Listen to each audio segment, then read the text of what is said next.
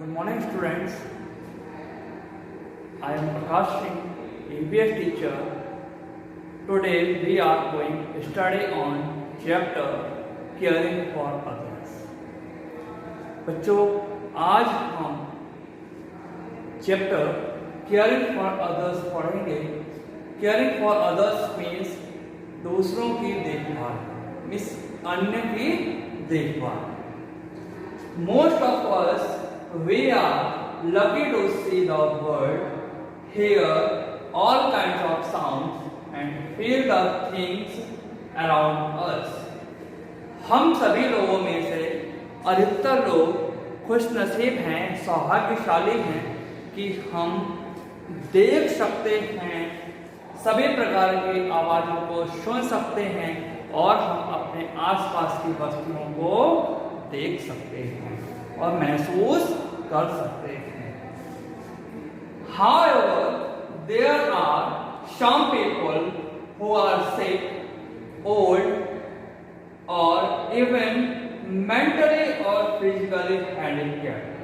लेकिन कुछ व्यक्ति बीमार, वृद्ध या शारीरिक दिव्यांग या मानसिक दिव्यांग भी हैं.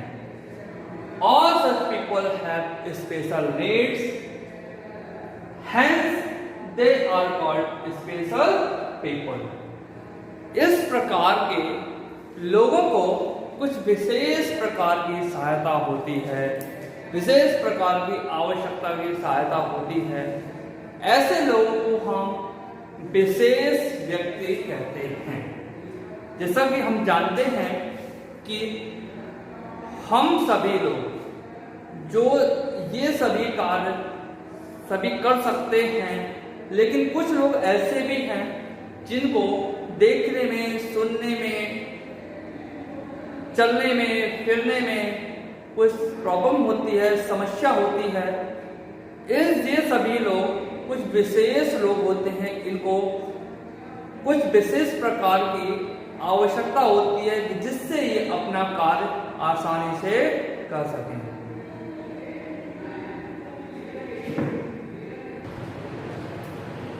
फिजिकली हैंडिकैप्ड मीन्स शारीरिक दिव्यांग. There are some people who are not able to see, hear, walk or speak. कुछ व्यक्ति ऐसे भी हैं जो कि देख नहीं सकते हैं, सुन नहीं सकते हैं, चल नहीं सकते हैं और बोल नहीं सकते हैं. Such people whose body part do not function normally are called physically handicapped. वो व्यक्ति जिनके शरीर का कोई भी एक अंग या कोई भी एक हिस्सा सामान्य रूप से वर्क नहीं करता है, कार्य नहीं करता है, ऐसे व्यक्ति शारीरिक दिव्यांग कहलाते हैं.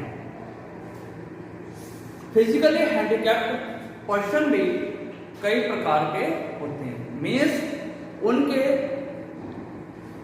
किसी भी अंग के प्रॉपर फंक्शन ना कार्य करने पर उनको विभिन्न कैटेगरी में डिवाइड किया गया है. First is blind. People who can not see normally are called blind people. वो व्यक्ति जो सामान्य रूप से हमारी भांति नहीं देख सकते हैं, उन्हें हम ब्लाइंड पीपल अर्थात अंधा कहते हैं. Blind people read and right in Braille script. अन्य व्यक्ति लिखने और पढ़ने के लिए ब्रेल स्क्रिप्ट का सहारा लेते हैं. मीन्स वो ब्रेल स्क्रिप्ट में लिखते और पढ़ते हैं. Braille is a form of writing and reading for people who can not see. Braille लिखने और पढ़ने का वो रूप है जिसको जो लोग देख नहीं सकते हैं वो इसका उपयोग करके लिखते और पढ़ते हैं. Braille was developed by Louis Braille. Braille script Louis Braille के द्वारा डेवलप की गई थी। मीन्स लुइस ब्रेल ने इसको विकसित किया था, जो कि खुद भी एक ब्लाइंड पर्सन थे। Blind people walking on the road with the help of stick. Means अंधे लोग रोड पर चलते समय स्टिक का भी छड़ी का सहारा लेके रोड क्रॉस करते हैं, रोड पर टहलते हैं। Next heading is deaf and डम। डीफ एंड डम का मीन्स है बहरा एंड गूंगा। People who can not here called deaf. Means जो व्यक्ति सुन नहीं सकते हैं उनको हम बहरा कहते हैं, और जो व्यक्ति बोल नहीं सकते हैं उनको हम गूंगा कहते हैं। Deaf and dumb people communicate through sign language with each other and other who know the language. Means गूंगे और बहरे लोग आपस में वार्तालाप करने के लिए, मीन्स बातचीत करने के लिए, और दूसरों से भी जो कि इस भाषा को जानते हैं प्रत्येक भाषा का प्रयोग करते हैं, जो कि प्रतीकात्मक होती है। Sign language consist of hand and lips movement. प्रत्येक भाषा में हमारे होठों और हाथों का मूवमेंट होता है। Next heading is mentally handicapped, जिसको कि हिंदी में मानसिक दिव्यांग कहते हैं। There are some people whose brain does not work properly. कुछ लोग ऐसे भी होते हैं जिनका सही रूप से मस्तिष्क कार्य नहीं करता है। Some people think and act very slowly. कुछ लोग, कुछ व्यक्ति बहुत धीमे से सोचते हैं और बहुत ही धीमी गति से कार्य करते हैं। Some other people behave abnormally. कुछ व्यक्ति असामान्य रूप से भी व्यवहार करते हैं। They are called mentally handicapped, जिनको कि हम मानसिक दिव्यांग कहते हैं। अभी हमने फिजिकली हैंडीकैप्ड और मेंटली हैंडीकैप्ड हमने ब्रॉडली रूप से दो प्रकार से हमने दिव्यांग पढ़े। ये जो हैंडीकैप्ड पर्सन है ये नेचुरल रूप से भी दिव्यांग होते हैं, मिस सिंस बर्थ, या फिर इस पृथ्वी पर, इस संसार में किसी भी आपदा के द्वारा, किसी भी डिजास्टर के द्वारा इनको ये हैंडीकैप्ड, ये दिव्यांगता होती है। All this people need special help. इन सभी प्रकार के व्यक्तियों को कुछ विशेष आवश्यकता की सहायता होती है। They are very often neglected and teached by people, जो कि लोगों के द्वारा उपेक्षित होते हैं और लोग उन्हें तंग करते हैं, मीन्स परेशान करते हैं। We should never make fun of them, means हमें उनका मजाक नहीं उड़ाना चाहिए।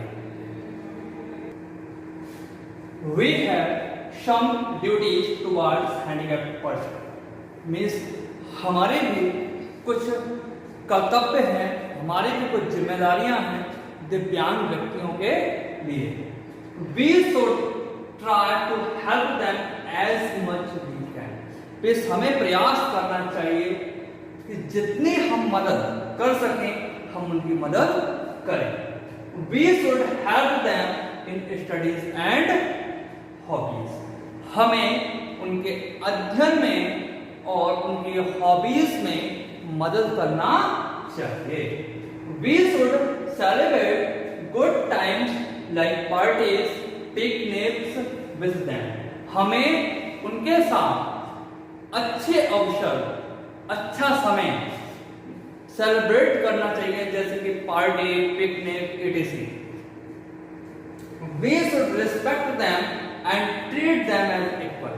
मीन्स हमें उनका सम्मान करना चाहिए और उन्हें एक समान व्यवहार करना चाहिए। हमें उन्हें छोटा ही समझना चाहिए।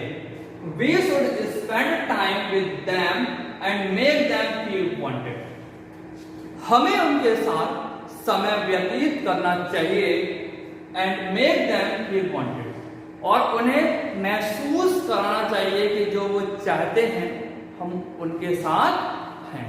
हमें उन्हें अकेला नहीं छोड़ना चाहिए। We should help them when they are in need. जब उन्हें किसी चीज की जरूरत है, कोई आवश्यकता है, तो हमें उनकी मदद करनी चाहिए। Next heading is old people. Old people अर्थात वृद्ध सदस्य, वृद्ध लोग। The sense of sight and hearing weak as people grow old. जैसे व्यक्ति वृद्ध होता है, उसके सुनने और देखने की शक्ति कम हो जाती है, कमजोर हो जाती है। Old people need our love and affection. वृद्ध लोगों को हमारे प्यार, स्नेह और लगाव की आवश्यकता होती है। We have special duties towards all people of our family and society. Means हमारे परिवार के और हमारे समाज के सभी वृद्ध लोगों को के लिए हमारी कुछ विशेष कर्तव्य हैं, हमारी कुछ विशेष जिम्मेदारियां हैं। We must take care of their personal needs like food and health. Means हमें उनकी व्यक्तिगत देखभाल करनी चाहिए, जैसे उनका भोजन, उनका स्वास्थ्य।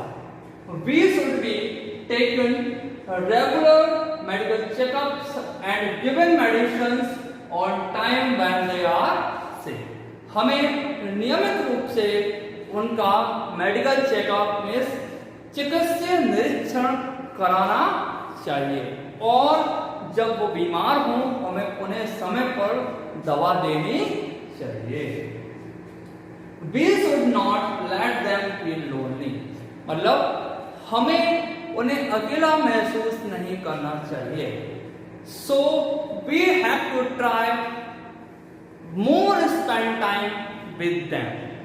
और हमें उनके साथ अधिक से अधिक समय बिताना चाहिए, अपना समय व्यतीत करना चाहिए। We should take care of like and dislike. हमें उनकी पसंद और नापसंद का भी ख्याल रखना चाहिए कि वो क्या पसंद करते हैं, क्या पसंद नहीं करते हैं। Most importantly, we should give them our love to happy. मुख्य रूप से हमें उन्हें प्यार देना चाहिए जिससे कि हम उनको खुश रख सकें। इस प्रकार से हमें हमारी जो जिम्मेदारी है, हमारा कर्तव्य है, जो दिव्यांग लोग हैं और जो वृद्ध लोग हैं हमारे समाज में, हमारे परिवार में, हमें उनके प्रति जो हमारी जिम्मेदारियां हैं वो हमें अपनी निभानी चाहिए। उन्हें कभी भी ऐसा महसूस नहीं होने देना चाहिए, ना उन्हें हमें हतोत्साहित करना चाहिए। उन्हें हमें बराबरी का दर्जा लेकर उनके साथ व्यवहार करना चाहिए।